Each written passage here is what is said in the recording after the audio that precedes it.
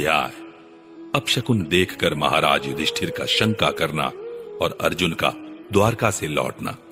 सूत जी कहते हैं, स्वजनों से मिलने और पुण्य श्लोक भगवान श्री कृष्ण अब क्या करना चाहते हैं, यह जानने के लिए अर्जुन द्वारका गए हुए थे। कई महीने बीत जाने पर भी अर्जुन वहां से लौट कर नहीं आए।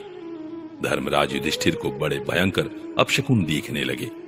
उन्होंने देखा काल की गति बड़ी विकट हो गई है।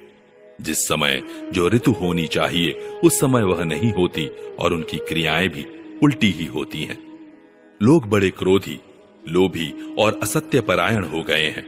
अपने जीवन निर्वाह के लिए लोग पापपूर्ण व्यापार करने लगे हैं। सारा व्यवहार कपट से भरा हुआ होता है। यहां तक कि मित्रता में भी छल मिला रहता है। पिता माता, सगे संबंधी, भाई और पति पत्नी में भी झगड़ा टंटा रहने लगा है। कलिकाल के आ जाने से लोगों का स्वभाव ही लोभ, दंभ आदि अधर्म से अभिभूत हो गया है और प्रकृति में भी अत्यंत अरिष्ट सूचक अपशकुन होने लगे हैं। यह सब देखकर युधिष्ठिर ने अपने छोटे भाई भीमसेन से कहा। युधिष्ठिर ने कहा, भीमसेन, अर्जुन को हमने द्वारका इसलिए भेजा था कि वह वहां जाकर पुण्य श्लोक भगवान श्री कृष्ण क्या कर रहे हैं इसका पता लगा आए और संबंधियों से मिल भी आए। तब से 7 महीने बीत गए, किंतु तुम्हारे छोटे भाई अब तक नहीं लौट रहे हैं। मैं ठीक ठीक यह नहीं समझ पाता हूं कि उनके न आने का क्या कारण है। कहीं देवर्षि नारद के द्वारा बतलाया हुआ वह समय तो नहीं आ पहुंचा है जिसमें भगवान श्री कृष्ण अपने लीला विग्रह का संवरण करना चाहते हैं।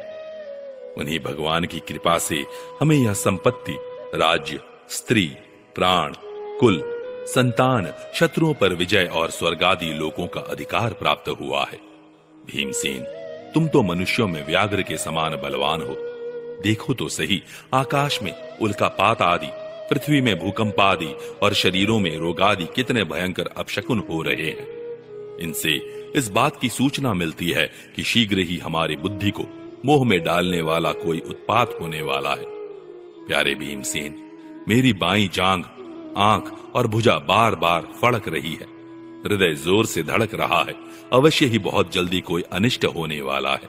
देखो, यह सियारिन उदय होते हुए सूर्य की ओर मुंह करके रो रही है। अरे, उसके मुंह से तो आग भी निकल रही है। यह कुत्ता बिल्कुल निर्भय सा होकर मेरी ओर देखकर चिल्ला रहा है। भीमसेन, गौ आदि अच्छे पशु मुझे अपने बाएं करके जाते हैं और गधे आदि बुरे पशु मुझे अपने दाहिने कर देते हैं। मेरे घोड़े आदि वाहन मुझे रोते हुए दिखाई देते हैं। यह मृत्यु का दूत पडेखु, उल्लू और उसका प्रतिपक्षी कौवा रात को अपने कर्ण कठोर शब्दों से मेरे मन को कंपाते हुए विश्व को सूना कर देना चाहते हैं। दिशाएं धुंधली हो गई हैं। सूर्य और चंद्रमा के चारों ओर बार बार मंडल बैठते हैं। यह पृथ्वी पहाड़ों के साथ कांप उठती है।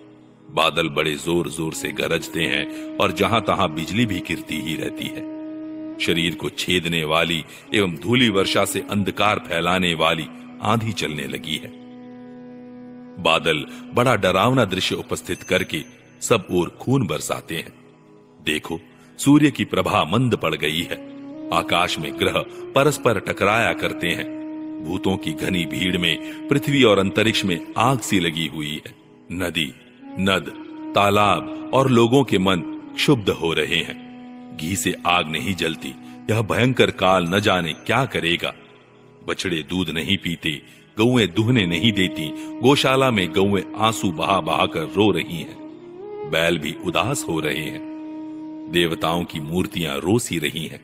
उनमें से पसीना चूने लगता है और वे हिलती डोलती भी हैं। भाई, ये देश, गांव, शहर, बगीचे, खाने और आश्रम श्रीहीन और आनंद रहित हो गए हैं। पता नहीं ये हमारे किस दुख की सूचना दे रहे हैं। इन बड़े बड़े उत्पातों को देखकर मैं तो ऐसा समझता हूं कि निश्चय ही यह भाग्यहीना भूमि भगवान के उन चरण कमलों से, जिनका सौंदर्य तथा जिनके ध्वजा, वज्र, अंकुशादि विलक्षण चिन्ह और किसी में भी कहीं भी नहीं है, रहित हो गई हैं। शौनक जी, राजा युधिष्ठिर इन भयंकर उत्पातों को देखकर मन ही मन चिंतित हो रहे थे कि द्वारका से लौटकर अर्जुन आए। युधिष्ठिर ने देखा अर्जुन इतने आतुर हो रहे हैं जितने पहले कभी नहीं देखे गए थे। मुंह लटका हुआ है, कमल सरी के नेत्रों से आंसू बह रहे हैं और शरीर में बिल्कुल कांति नहीं है। उनको इस रूप में अपने चरणों में पड़ा देखकर युधिष्ठिर घबरा गए। देवर्षि नारद की बातें याद करके उन्होंने सुहृदों के सामने ही अर्जुन से पूछा।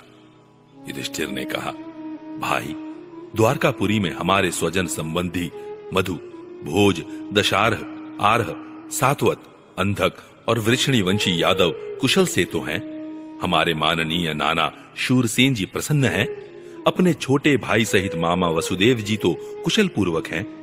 उनकी पत्नियां हमारी मामी देवकी आदि सातों बहनें अपने पुत्रों और बहुओं के साथ आनंद से तो हैं। जिनका पुत्र कंस बड़ा ही दुष्ट था, वे राजा उग्रसेन अपने छोटे भाई देवक के साथ जीवित तो है ना। ऋदीक, उनके पुत्र कृतवर्मा, अक्रूर, जयंत, गद, सारण तथा शत्रुजित आदि यादव वीर सकुशल है ना। यादवों के प्रभु बलराम जी तो आनंद से हैं। वृषणी वंश के सर्वश्रेष्ठ महारथी प्रद्युम्न सुख से तो हैं। युद्ध में बड़ी फुर्ती दिखाने वाले भगवान अनिरुद्ध आनंद से है ना।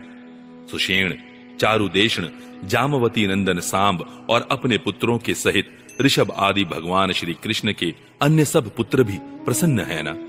भगवान श्री कृष्ण के सेवक श्रुतदेव, उद्धव आदि और दूसरे सुनंद, नंद आदि प्रधान यदुवंशी जो भगवान श्री कृष्ण और बलराम के बाहुबल से सुरक्षित हैं, सबके सब सकुशल हैं ना। हमसे अत्यंत प्रेम करने वाले वे लोग कभी हमारा कुशल मंगल भी पूछते हैं।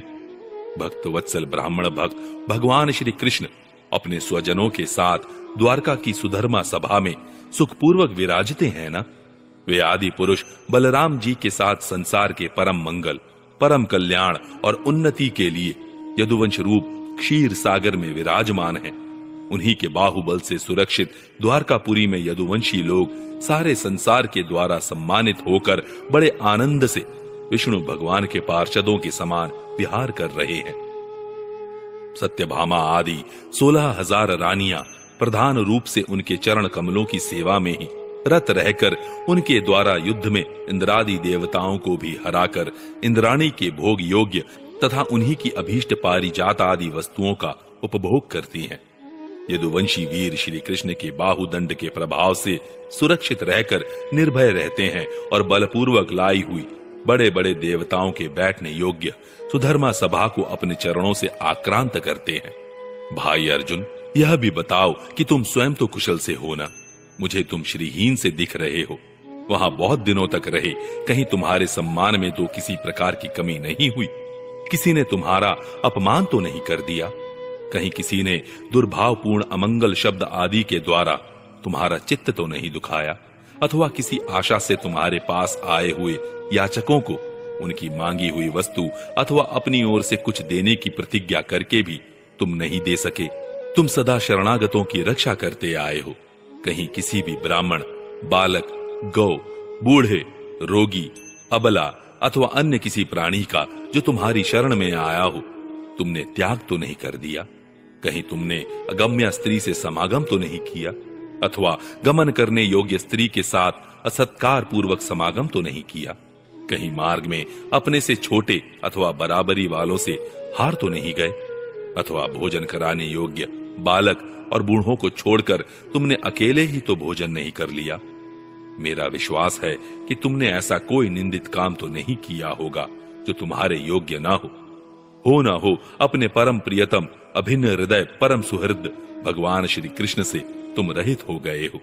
इसी से अपने को शून्य मान रहे हो। इसके सिवा दूसरा कोई कारण नहीं हो सकता जिससे तुमको इतनी मानसिक पीड़ा हो।